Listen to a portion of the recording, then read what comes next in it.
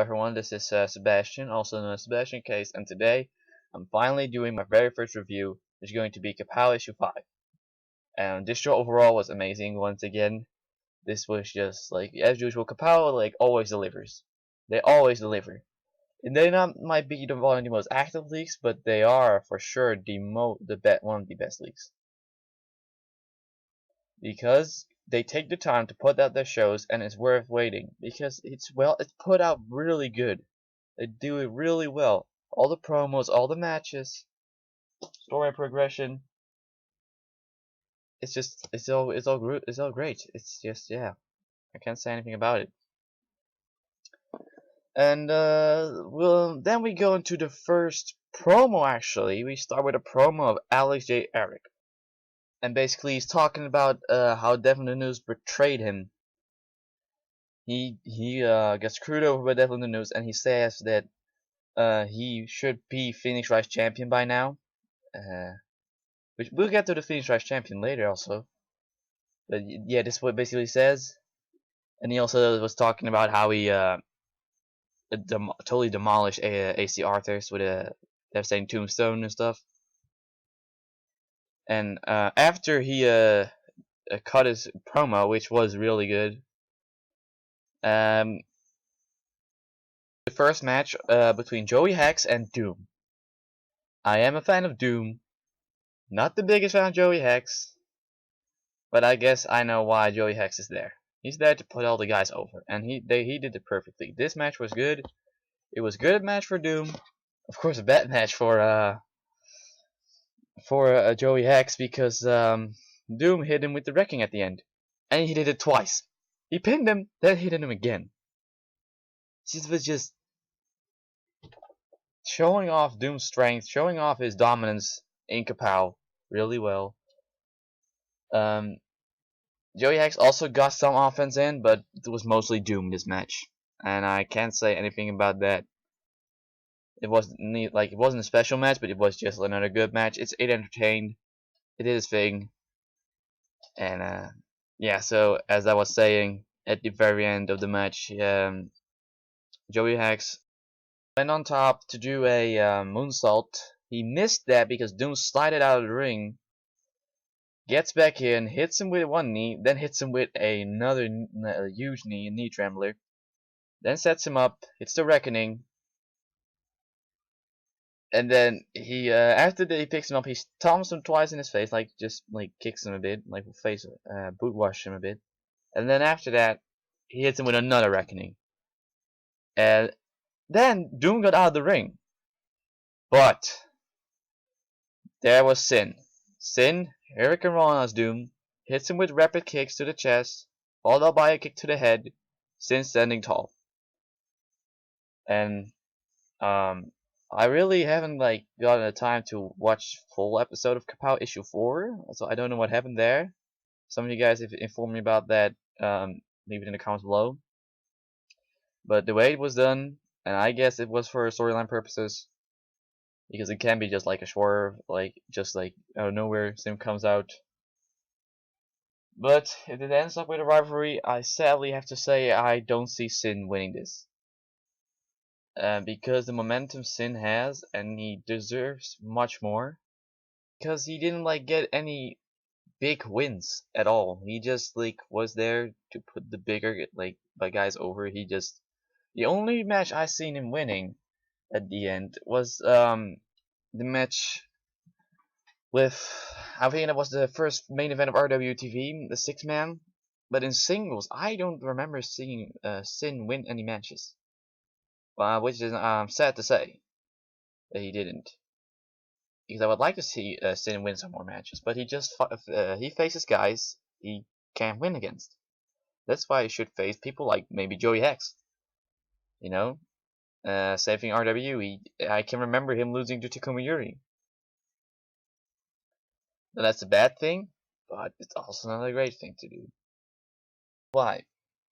Because Takumi Yuri is like the same caliber as Sin. Sin, like they're the same fighting style, okay? Takumi Yuri is more of the kicks, of course, but they kind of fight the same. I think they're the same like plays in the card.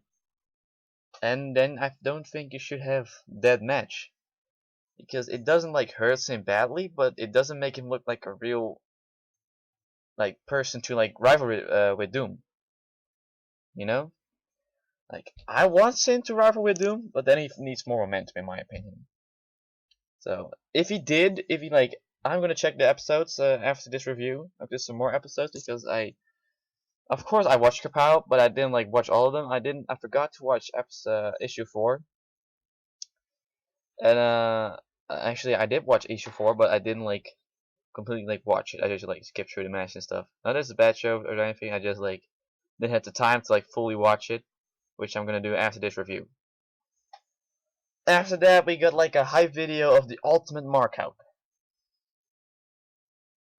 I know he's in Tigray, and he's in Kapow now. And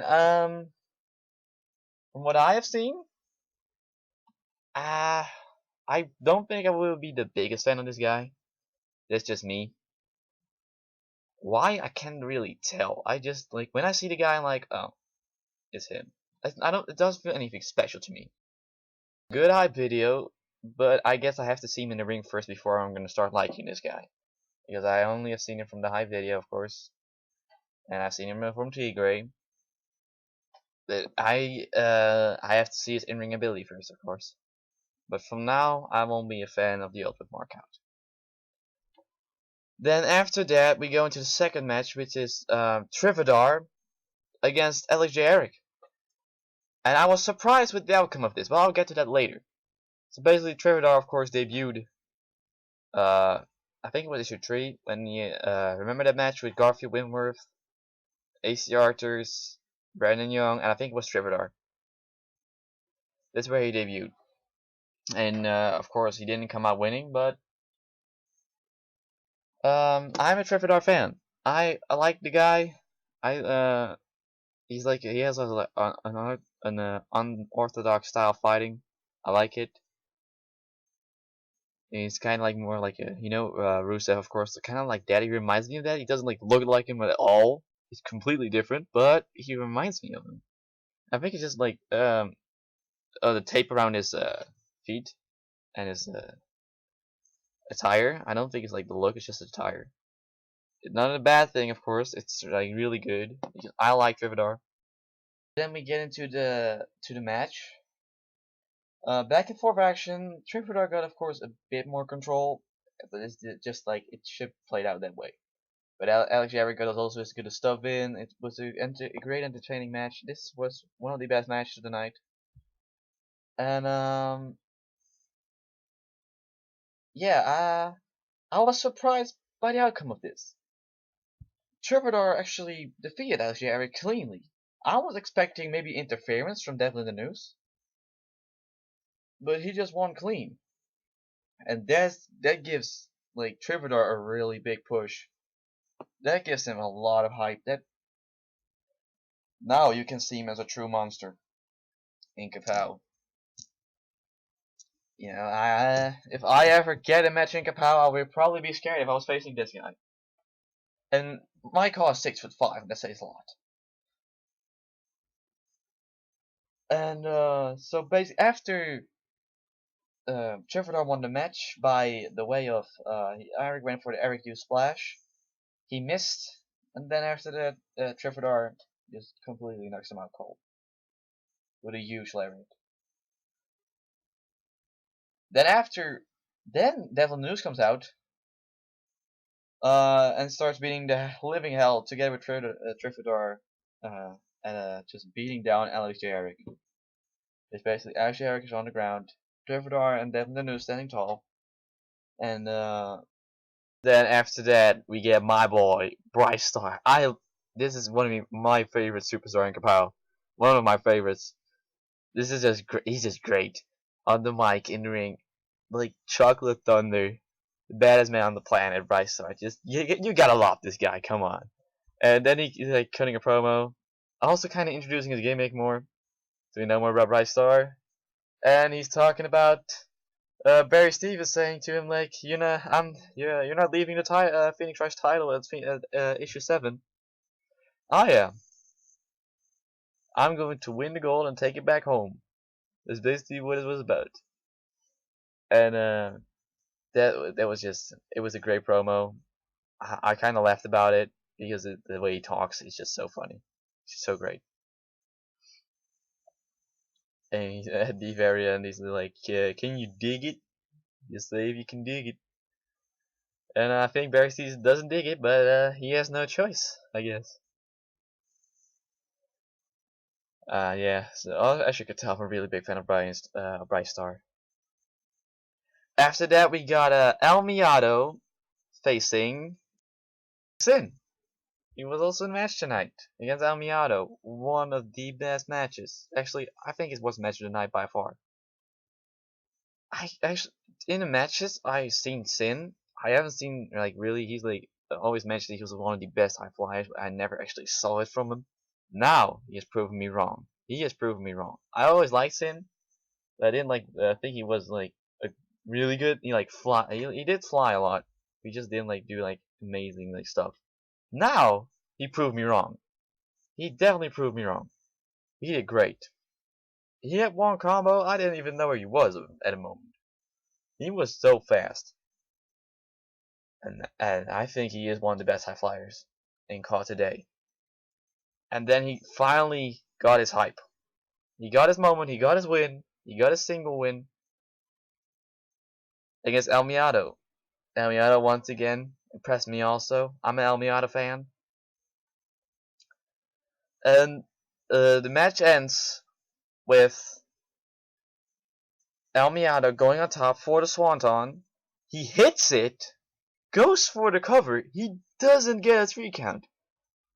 And I don't know, I kind of have a double feeling about this. One, it makes El Miato kind of looks like, it makes him look strong, but it also makes El Miato look weak in a way. His finisher, like when you get kicked out of your finisher, kind of look weaker.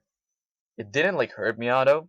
It makes Sin look a lot more stronger, but that's my opinion. And you know, as I was saying, I got like kind of a double feeling about it. Uh, after he hit the Swanton, goes for cover, doesn't connect. Sin Miato with that kind of inverted Russian leg sweep after Miato. I think he told the ref to count faster. But then he turns around, gets hit with that inverted Russian leg sweep. And Sin goes on top, cross through splash, Sin wins. Match of the night by far. Sin got his win, and just it was good. It was put together really good again once again. And that was the third match, I guess. Yeah, the third match. Then we get into a promo by Barry Stevens. And once again, I can't say it enough. Barry Stevens is one of the top guys. He's one of the top guys. He is in Teague right now, and he is in Kapow. He was at CC as a commentator. I think we've seen him. We've also seen him in RW, of course. We faced Brandon Delacroix. And basically cuts a promo about basically had enough of Monroe being the so-called monster. And he says that there's only one true monster in town, and that's Barry Stevens. And he's challenging Monroe to a match at issue 7. Non-title, still challenge him to a match. If this match happens, I don't know what to think of this one. It will be a great match, of course, I can already tell. I don't see Barry Stevens coming out as a winner, but he can prove me wrong. If Barry Stevens wins, that will also give him, just like Trevor, a big push. Then he will go into the right direction. Then he will be not only like one of the top guys sim-wise, but one of the top guys, just accomplishments. He's the Phoenix Rex champion, he defeated Monroe, that's a big accomplishment. You can already tell it's a big accomplishment. Not a lot of people beat Monroe. So, after he cuts the promo, we move to the main event, Joshua Phoenix against Jace Mackay of who is the best submission wrestler in CAW. Not only in Kapow, in CAW. Basically, the match really good. Not match of the night. I think Miata vs. Sin was better, but it was still really good. It was a main event match, of course. It had main event quality. But yeah. So we got that,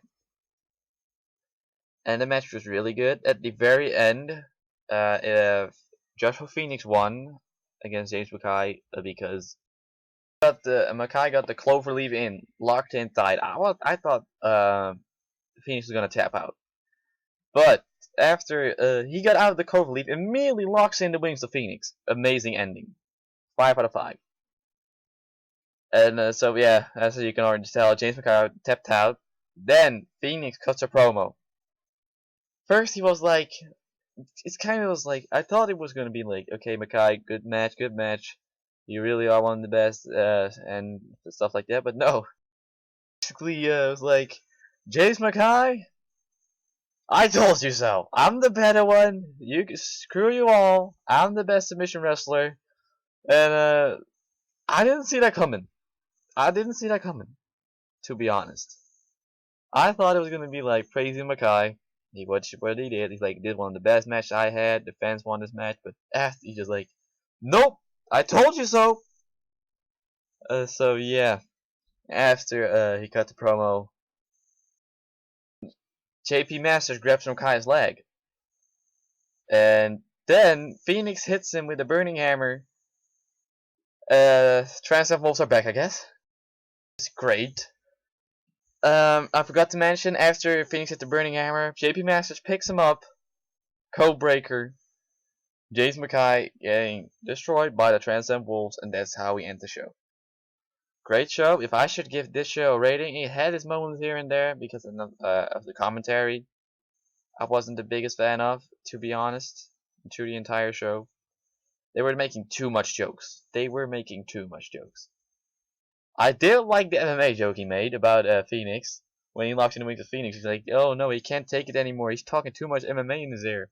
And yeah, that was there were some funny jokes, but there were just too much jokes. So that's how we end the show. If I should give this show a rating, because I'm not the biggest fan of Joey Hex, because of the commentary, I should give this show, I think, an 8.5 out of 10 or 8. One of those two. So yeah, I enjoyed watching the show, and yeah, so that basically was my very first review. And I'll see you guys in my next video, which will probably be an under simulation match, if not the CAW tips. So this was Sebastian, also known as Sebastian Case, my very first review of Kapow. Peace out.